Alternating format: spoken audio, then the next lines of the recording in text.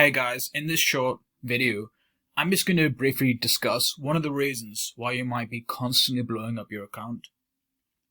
And in this video, I'm going to actually practically go through step by step an example of a risk management calculator that you can use for trading, in particular crypto.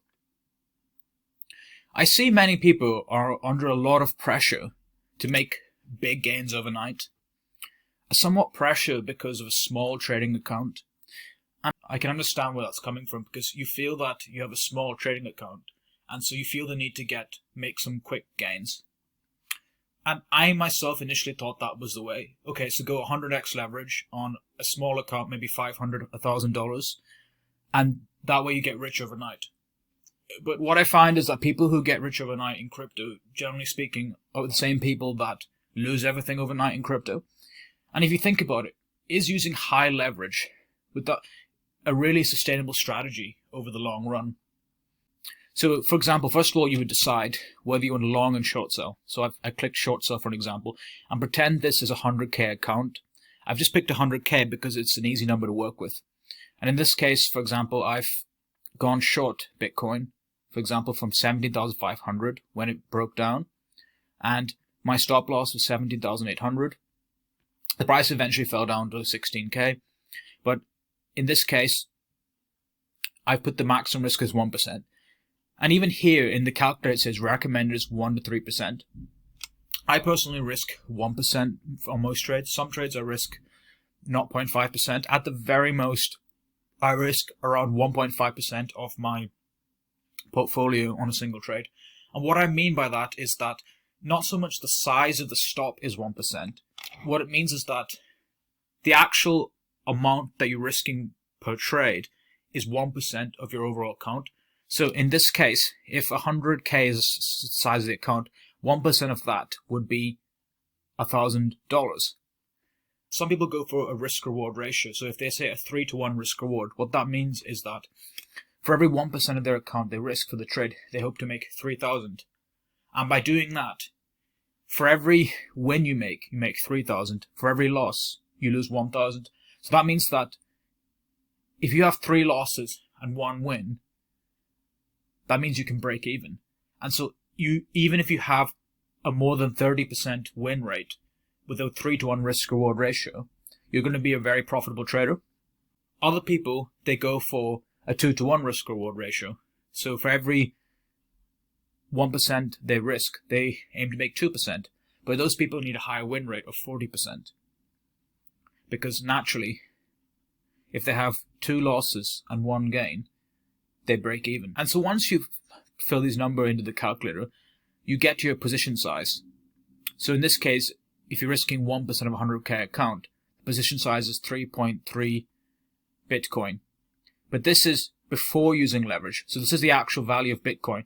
But then you have to divide this value by the amount of leverage you're using. So if you're using 10x leverage, you divide this by 10, so that would be 0.33 Bitcoin. And then by using 10x leverage, you will be able to make the position size on the account. If you're using 5x leverage, you would just divide this number by 5. Fortunately, most platforms do this maths for you, but I see leverage as more as a safety mechanism in the sense that it's a way to have it exposure to the account needed to trade, but at the same time not having all your account size on the actual platform and on the exchange.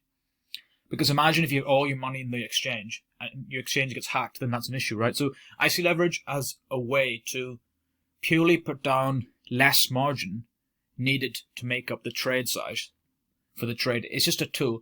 Leverage is just a tool, and it can be used to amplify your account or completely wipe out your account quicker than you can say the words FTX. And if you're constantly using high leverage, and if you constantly blow up your account with a small account, what makes you think that you can safely manage a £1 million account? What I find is that the way you treat $1,000 will ultimately be the way you treat $5,000. It will be the way you treat $100,000 and eventually $1 million as well.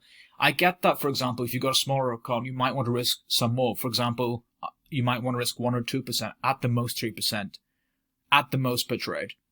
As you, in fact, increase your size, you have actually a lot more to lose. So I would ideally 1%. Some cases, if you're very, very sure, 2%. But me personally, 99% of the time, I risk 1% of my account in a trade.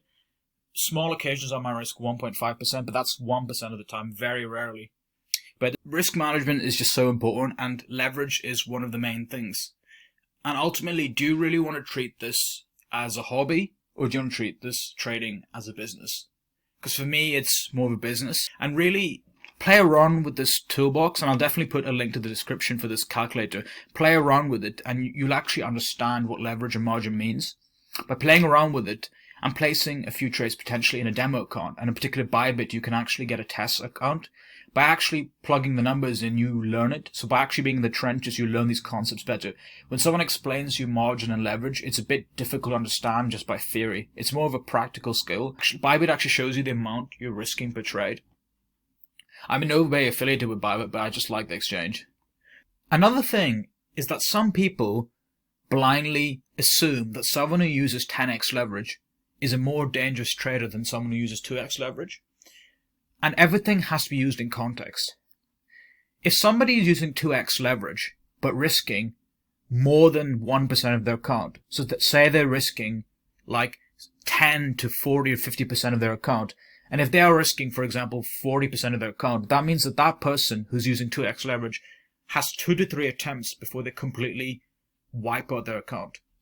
But somebody else who's using 10x leverage but risking 1% of their account per trade is a much safer trader.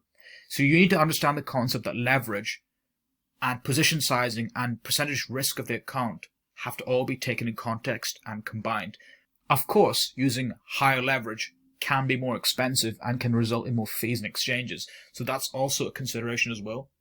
So for example, if you are risking 1% of your account, and if you have the account size in order to meet the position size needed for the trade, it doesn't really particularly make sense to use a very, very high leverage at 50x. But on the other hand, you might decide, okay, I want to use 10x leverage so that I don't have to keep all my funds in the exchange for safety mechanisms in case the exchange gets hacked. So that's another consideration as well.